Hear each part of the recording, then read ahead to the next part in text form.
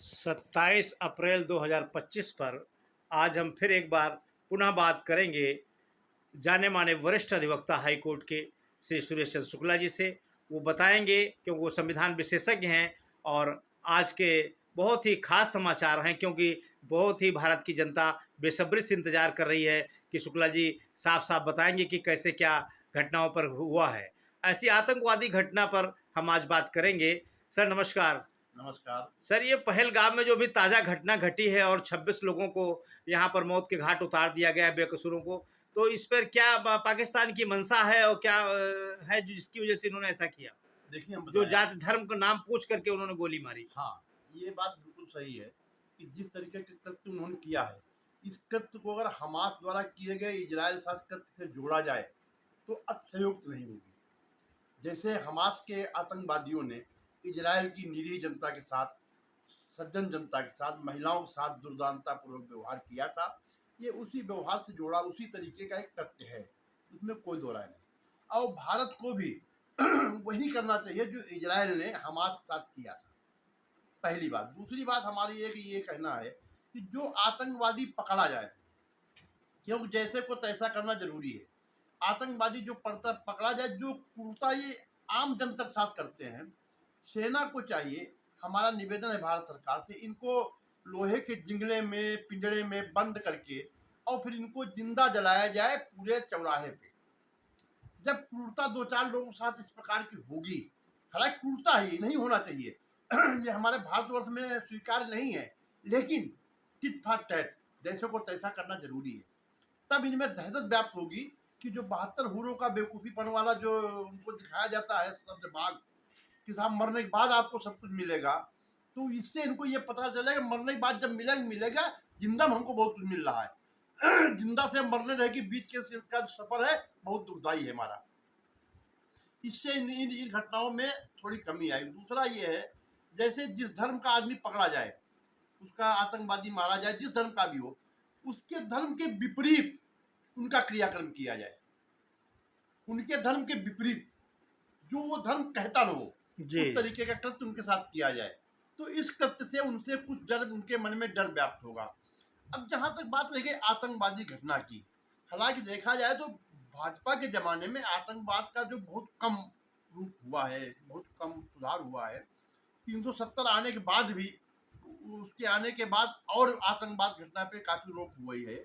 अब की इस बार बताते हैं कि कश्मीर में कम से कम 2 से 2.5 करोड़ मतलब जो है वो क्या नाम भ्रमणकारी वहां गए, टूरिज्म वहां हुआ है, तो 2 से 2.5 करोड़ अगर आदमी वहां गया तो कम से कम ये सोच लो, अगर पर व्यक्ति ने वहां 10,000 रुपये खर्च किए, पर व्यक्ति ने, हम कम से कम बता रहे हैं, खर्च तो लोग 1-1.5 लाख करते हैं, लेकिन 10,000 भी अगर वहां इनकम हुई तो आप सोच लो कितनी इनकम, उसकी आर्थिक स्थिति बढ़ी।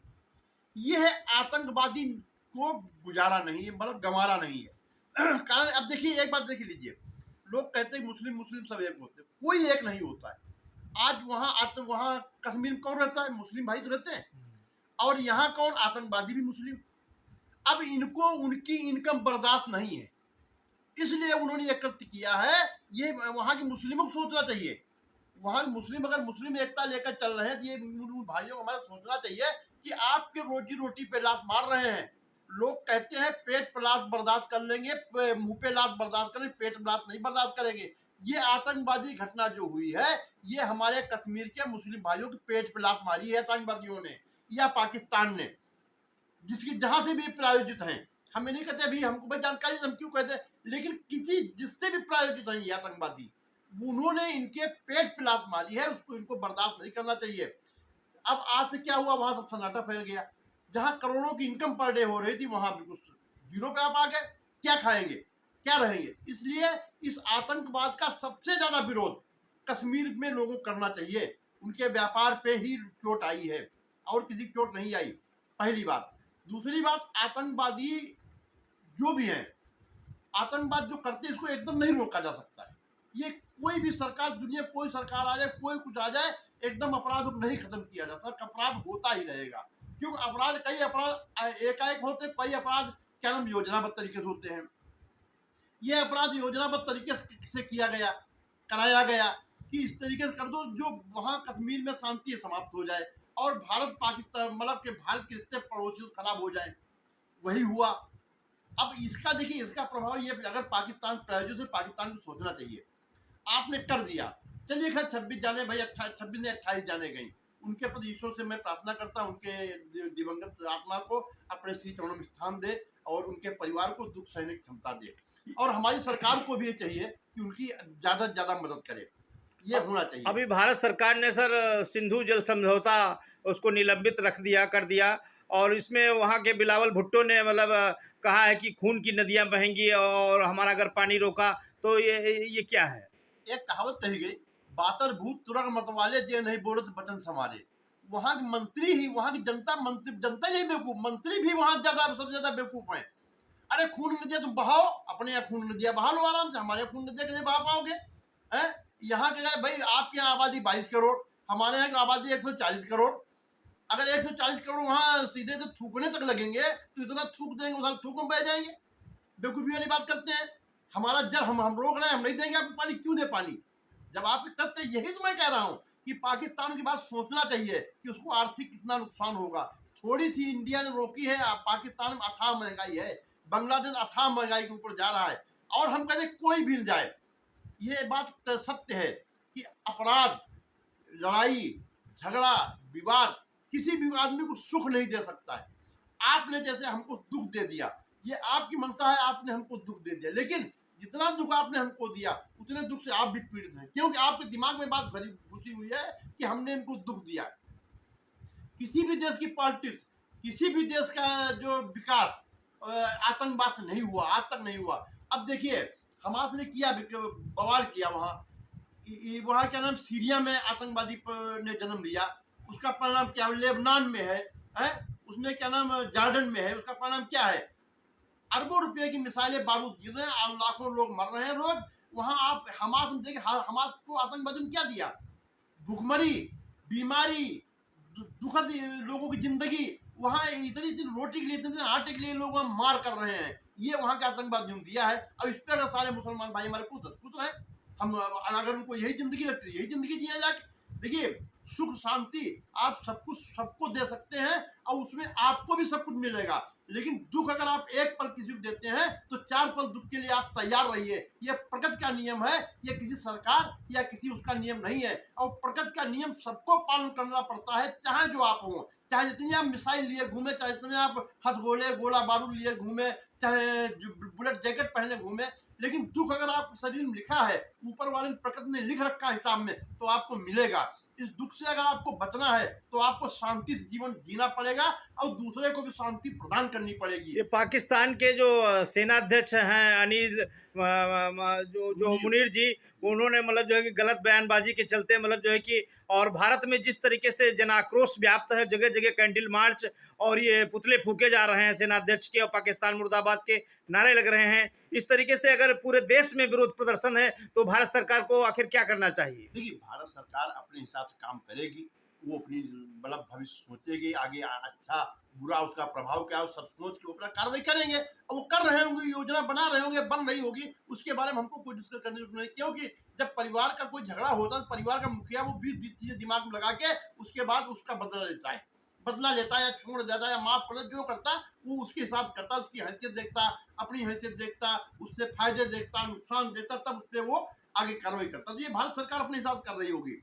इस घटना की निंदा पूरा विश्व कर रहा है, संयुक्त राष्ट्र से लगा करके, और इजराइल और जितने भी देश हैं दुनिया के, वो सब इसकी निंदा कर रहे हैं कड़े शब्दों में। देखिए हम बताएं आपको, हर आदमी निंदा करेगा, क्योंकि हर आदमी इंसान है, हर आदमी दिल में इंसानियत है, और वो भी उसने जन्म उसी तरीके लिया जिस तरीके जन्म हिंदुस्तानियों ने लिया है। जिस तरीके का दर्द हिंदुस्तानियों को, वही दर्द उनको भी है, मरने वालों को जो दर्द वही दर्द उनको है। तो इस बात की इंसानी के नाते उनको निंदा करना है, और करते अच्छी बात है, और हम भी करते, सबके साथ सहयोग में रहते हैं, हमदर्दी जतानी चाहिए।